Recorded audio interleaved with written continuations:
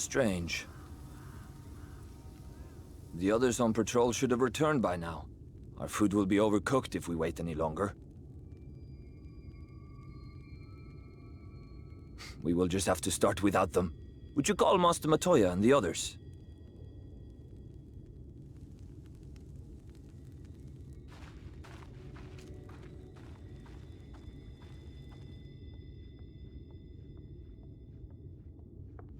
I tire of these games, Urianger.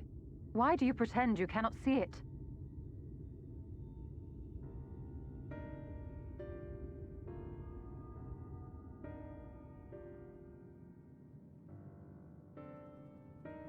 The blessing may spare her the fate of becoming a Light Warden.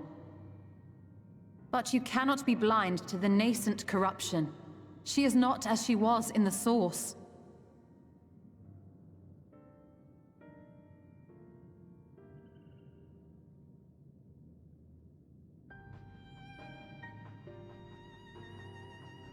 Though I have no proof, I fear that the light which poured forth from the Wardens was not negated at all.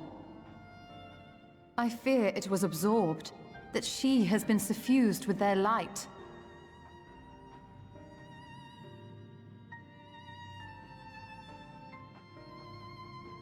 Though I have given thought to this possibility, I dare not speak until more is known.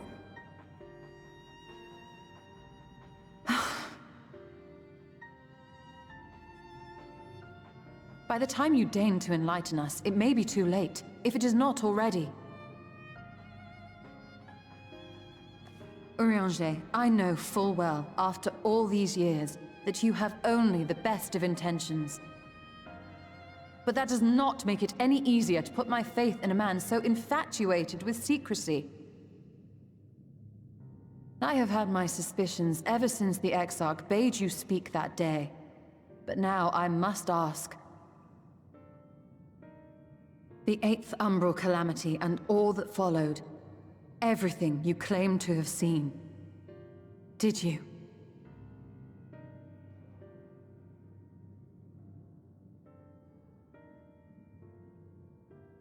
Help!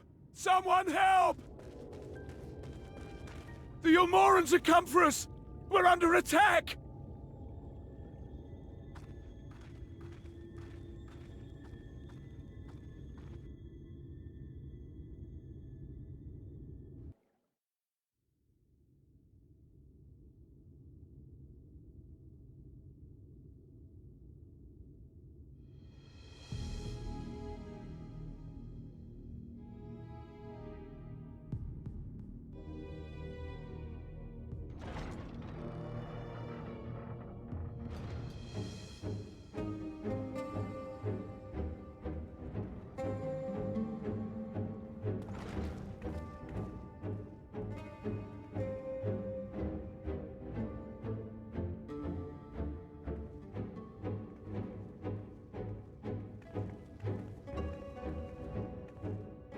Lord Forthry, how good it is to see you.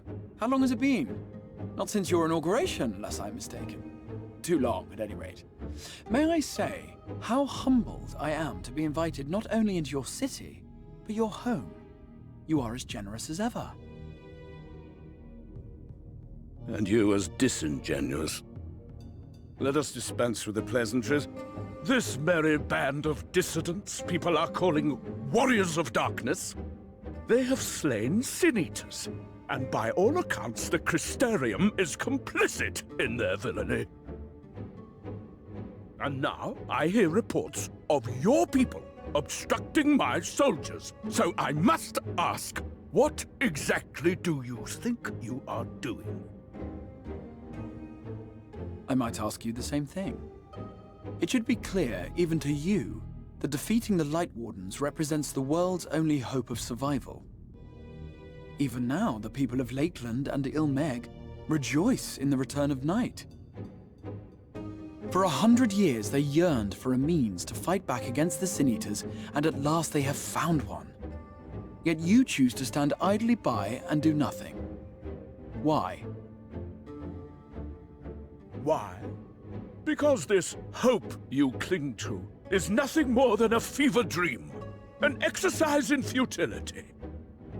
Even should you slay the Sin Eaters, the world as we know it is beyond salvation.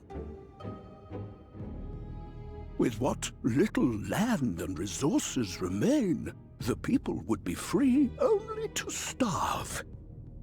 Before long, they would turn to violence, then to war, and ultimately usher themselves unto oblivion. They require a firm hand to shepherd them from the edge. The hand of a king, nay, a god. I will see their dreams fulfilled, their wishes granted. I will give them peace, order, and they shall never want for bliss.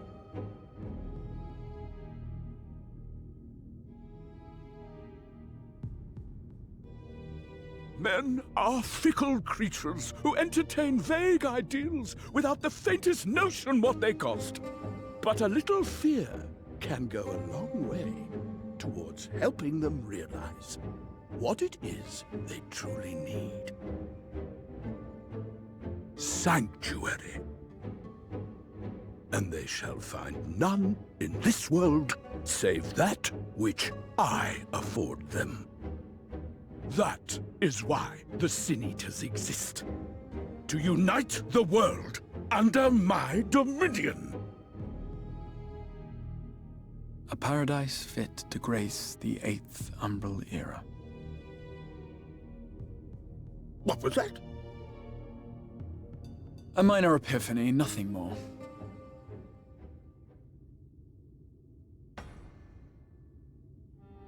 You have always held sway over those around you. Those who defy you must submit or die. What sits before me is the inevitable result of bloated privilege and unchecked power. But man is more resilient than you think. His achievements are not the product of violence and bloodshed, but compassion and understanding.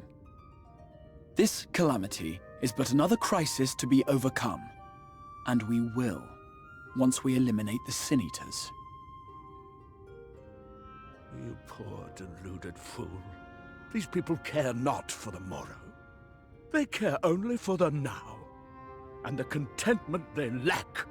What good is a paradise to them if it is 1,000 years in the making, or even 100? You underestimate them, Lord Forthry. They see further than you think. I have beheld it in the blood and sweat and tears of those who would sacrifice everything for a future they may never know, that their children may never know. I have beheld it in the hopes and dreams of those who came before, which we bequeath to those who come after, that they might in turn build upon the foundations laid by our forebears. These are the bonds which hold man and his world together, not your gilded chains, and I will resist your every effort to shackle him. In summary, you will continue to support the villains hunting my Sin Eaters? With tremendous enthusiasm, for I have faith in the future they would build.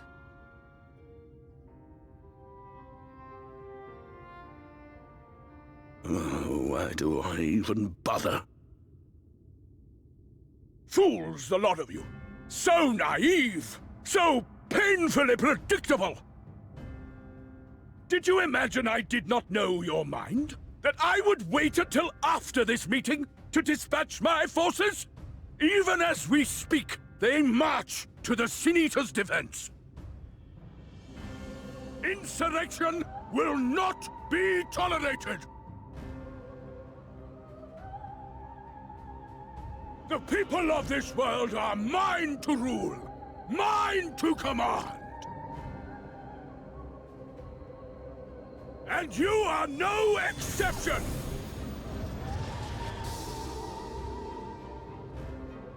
What?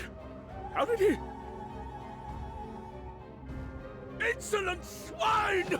I will not stand for this! Do you hear me?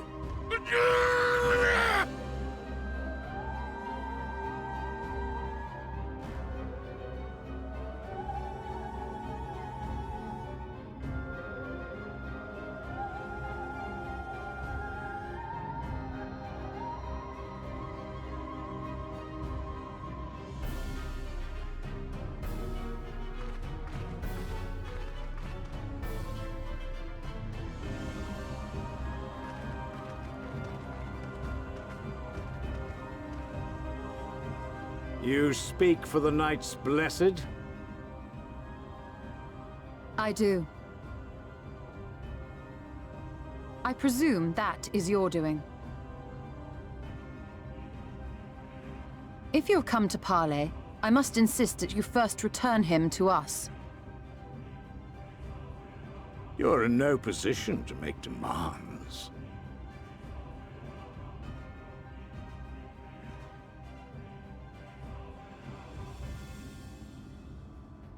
By Lord Vorthry's decree, Raktika now falls under the governance of Yulmore.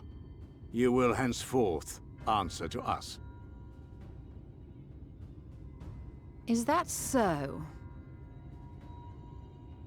And the children of the Everlasting Dark have acquiesced to this madness?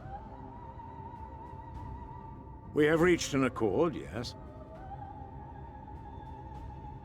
Too many times have the Knights Blessed shunned Yulmore's overtures of friendship. The risk that you harbor hostile intentions has grown too great to ignore. Therefore, his lordship has claimed dominion over this forest and bestowed executive authority upon the children of the Everlasting Dark. In his wisdom, Lord Vorthry has agreed to recognize ours as the only permissible expression of dark worship. It's one true faith. You and your false creed are a blight on these woods. A foul, unholy corruption that must be cleansed. Little wonder the Warrior of Darkness visits both Lakeland and Ilmeg, yet shuns Raktika. Your perverted teachings hold blessed Shadow at bay.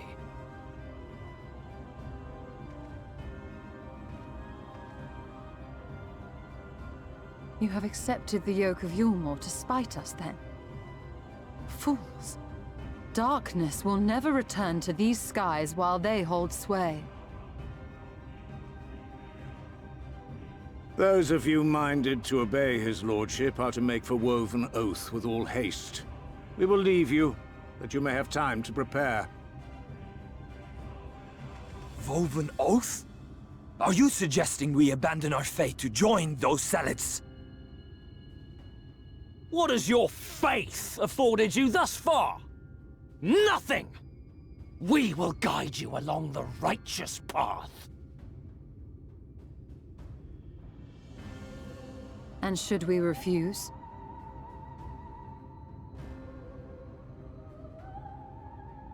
Anyone found here upon our return will be considered a traitor to Yulmore, and dealt with as such.